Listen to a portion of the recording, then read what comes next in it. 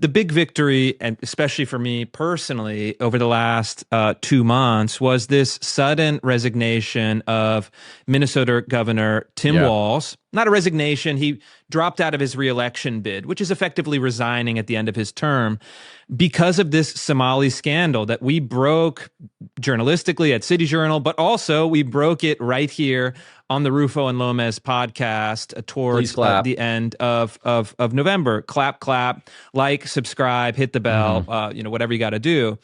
But this is another what I found so fascinating about this from a metapolitical frame is we dropped the story on, I think, November 19th.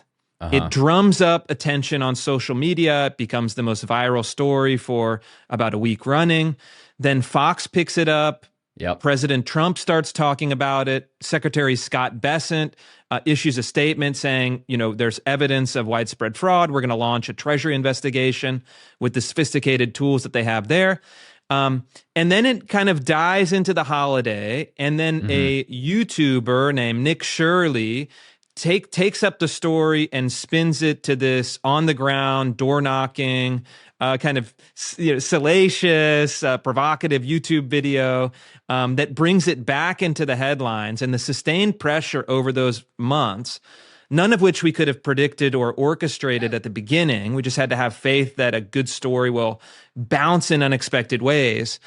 Culminates in the political humiliation of a man who was, remember, very close to being vice president of the United States. And so this is, it's amazing for me to watch because we were there before it launched, saw it take all these twists and turns, get elevated a number of times into this victory. And so, look, I think that we have to learn how to take the win. This is a huge win for the right.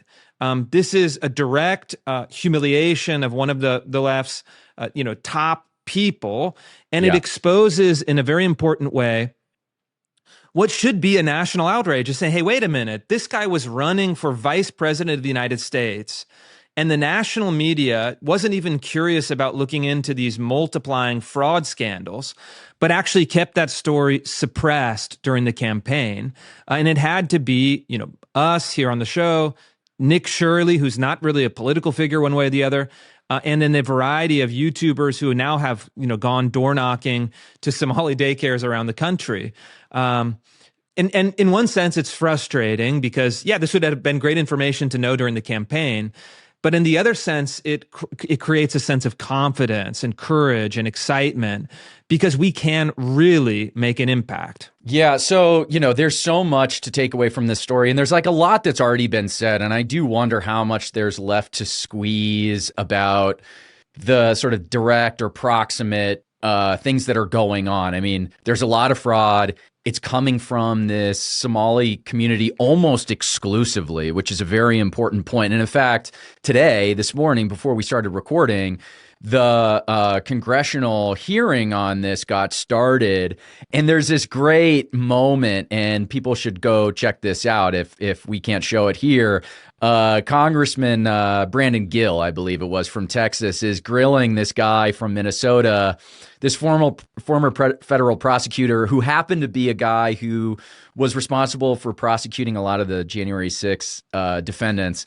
And he keeps asking him, like, so do you understand the statistics around the Somalis and the level of Medicaid that they're on and their level of various benefits that they're receiving from the government and the percentage of fraud that is they are responsible, which is something like, of the 98 defendants so far who have been charged, 85 have been Somali, and he's just sitting there like refusing to answer the question. He's refusing to acknowledge that these are Somalis or that this is a Somali problem. He keeps referring to them as native Minnesotans like anyone else. Does large-scale Somali immigration make Minnesota stronger or weaker? Certainly stronger. Certainly stronger. Do you know what percentage of Somali-headed households in Minnesota are on food stamps? No. 54%. Do you know what that number is for native Minnesota-headed households? Well, to be clear, a majority of the It's 7%. There's a big difference between 54% and 7%, is there not? What percentage of Somali-headed households in Minnesota are on Medicaid? I don't know. It's 73%. Do you know what that number is for Minnesota native households? Again, you're using the phrase Minnesota native households, but the majority... The number is 18%. That's quite an astounding difference. And it just shows this unwillingness to engage with what's actually going on. So anyway, that's a interesting development here. I don't think, if anybody's sitting there thinking like the left, the institutional left is going to like learn a lesson from this and change their ways and come to see reality for what it is and maybe, reprioritize how they're thinking about mass immigration and refugee resettlements and stuff. Forget it. That's not going to happen. They're going to have to be forced into changing how they do things. They're going to have to be voted out of office. And so that's a really important sort of piece of this. Don't expect them to change on their own.